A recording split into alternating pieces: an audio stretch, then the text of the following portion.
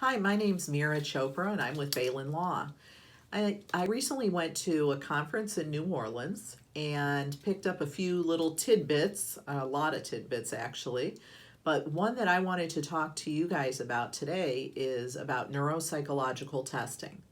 Now, this sounds like a very fancy long word, but what it really is for people who are having problems with memory, problems with processing information.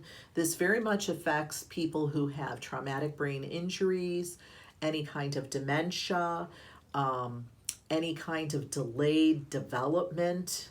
So it can happen to people who are very young and it can happen to people who are much older.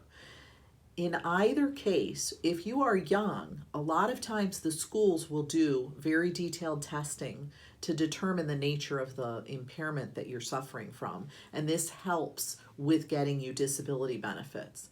But if you're out of school, you don't have anyone to do this.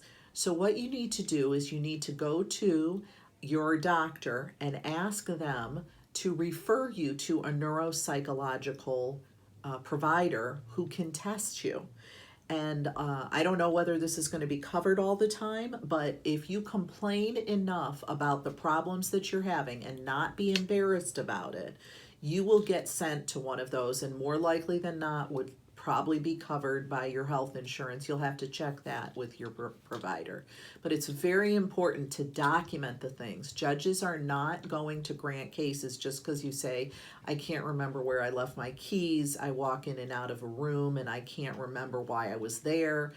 Those things need to be conveyed to a medical provider so that you can be tested.